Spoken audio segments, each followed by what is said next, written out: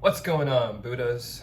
Today, I'm actually going to throw two topics together because I couldn't really figure out how to make a longer video about the two individually. But abundance is plenty, and I'm not running out of video ideas. And that is today's topic, that your subconscious mind, which we like to think of inside this little, let's call it a box, it's not, in my opinion, and maybe this is just my belief, my subconscious mind is actually all of this three-dimensional world, and I'm looking inside of it from a singular point. Now, it's kind of freaky actually seeing myself on camera, and it has taken some time to get used to, and I'm still not used to it. So I do apologize if there's some weirdness. But I see the subconscious now, or rather I see the three-dimensional world that I exist in as my subconscious mind, which is trippy a little bit, but also extremely fun because it then reflects, which is the world around us is a reflection, exactly where you're at and what your beliefs are, right? So subconsciously, I know that this protein shake is really good for me. Delicious. Chocolate, protein powder, a bit of MCT powder, water, 2 shots of espresso, blessed. I see this as a beautiful feedback mechanism, right? I just hit the gym this morning. I'm on week 3 of my new routine. This is all kind of piling on together. This is a new me from me before that's not doing this, and now that I'm doing this, it's a new me, which is beautiful. And it's just so nice to be able to look out of my eyes. You don't even have to step outside, just look out your eyes and actually see the world around you and see what you've accomplished and see your surroundings and see the beauty and abundance that encompasses everything that is you, right?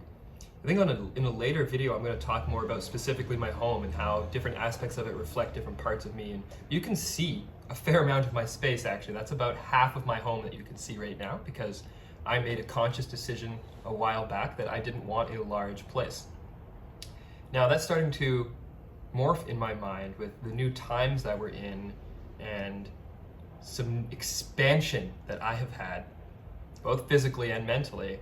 I'm a bigger person than I was before, and I am starting to ponder the idea of having some more space, having a meditation room, having my own wellness places for things like saunas and stuff like that, which I used to be able to use in this building, but now that's not the case.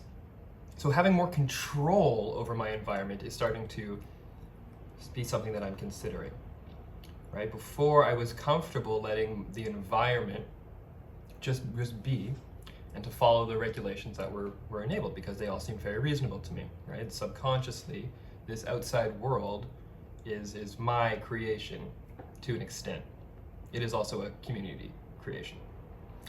But now I'm seeing that I would like personally to have a little bit more control over my immediate surroundings, and that would be a bit of a bigger space, a bit more private space, and a bit more amenities that are at my own discretion about when I want to use them. So that brings me into a second aspect of this, and that is things like algorithms. People always get so upset and defensive about like the Instagram algorithm, the Facebook algorithm, the Twitter algorithm, and the YouTube algorithm, because they have a purpose. They're designed for engagement and making money off of ad revenues, and these businesses are set up to make money. I'm sorry, that's just how it is. Maybe there are aspects of the business that are set up to do good or whatever, but they're business. They're there to make money. And if we're accepting money as a monetary system, which we're not getting into today, but if we're going to live in the world that money is important, because as I think it was Kanye put it, money buys food, and you need food to live, so money is life. Paraphrasing here, but if we need money and we're dealing with money, you can't be upset about these companies making money, but you can use what they are doing to your advantage. And honestly, if I was one of these big evil companies, I would really hope that some people were smart enough to figure that out. It would be kind of almost a game worth playing to see, all right, who can actually figure out how this works?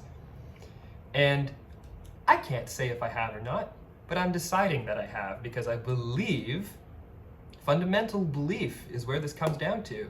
I believe that algorithms on YouTube, specifically YouTube, because it's my main focus, is what I'm into, that's where I consume most of my content, and that's obviously where I'm creating most of my content. But algorithms on YouTube are actually there tailored to me. How that happens, I have a couple theories, right? I don't know for sure. I didn't write the algorithmic code, and actually at this point I'm pretty sure it's machine learning and has some of its own developments. But what's fascinating to me is I, for the last year, have been going down this rabbit hole on YouTube of learning and spirituality and self-development, and the content that has been delivered to me over this time has been in the perfect order, in the most beautiful way.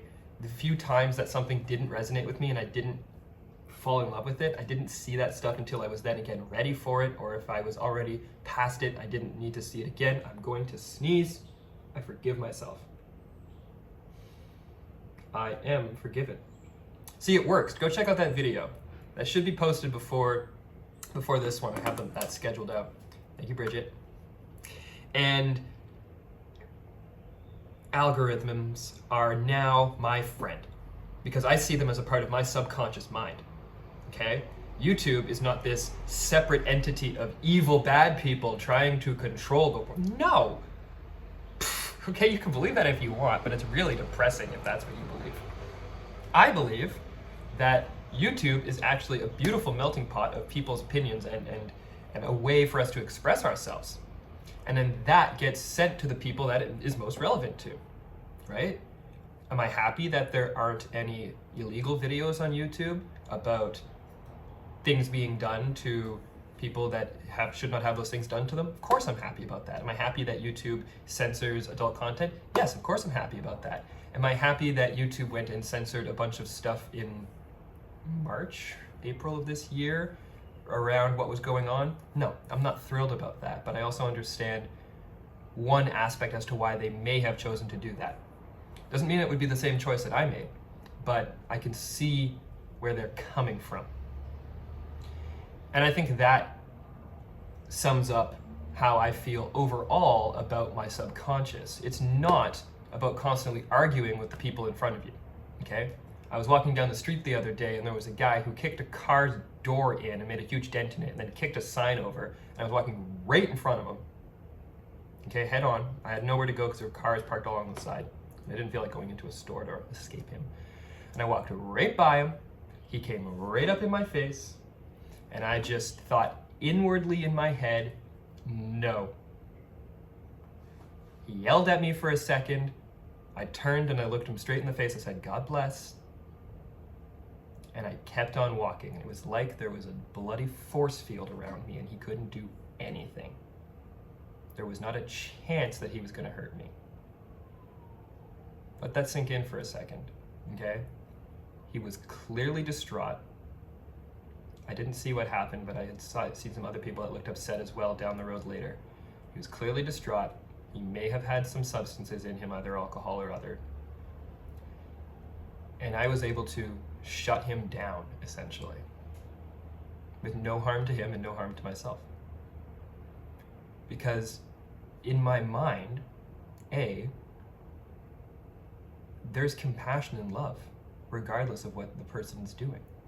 And I just said no to that moment. I saw what could potentially happen by demonstrating it to the car first, and then potentially what could happen to me. And I chose to completely and utterly shut that opportunity down. And I had no real interest in actually talking about that, but it just kind of came to me. So I think it ties in, though, with the whole subconscious mind, and that our world is a reflection of our subconscious. And I'm taking that literally. I may be wrong. I may be entirely, completely freaking nuts in your reality.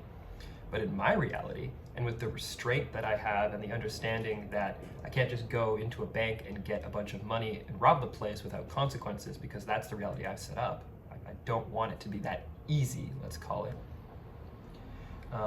And I didn't know that this was the case for the longest time, right? So I didn't set it up properly from the get-go, but now that I'm embracing it and realizing the situation, I have lovely critters in my life with poofy tails, very poofy tail. Can you sit down out of the way, please? Thank you. And I have beautiful algorithms on YouTube that propagate my videos to people that are ready for them or need to hear them, and then in return deliver me the absolute greatest content from my favorite creators, which are all listed down below. I don't have any of their permission to do that, but go to their channels, go check them out. How could that hurt anyone? And until the next time, try and see what your subconscious reality has to show you. And with that cat butt, that's it for today. Like, comment, subscribe down below, all that stuff. Apparently the bell notification really matters, so go click that, and we will see you in the next one. Peace.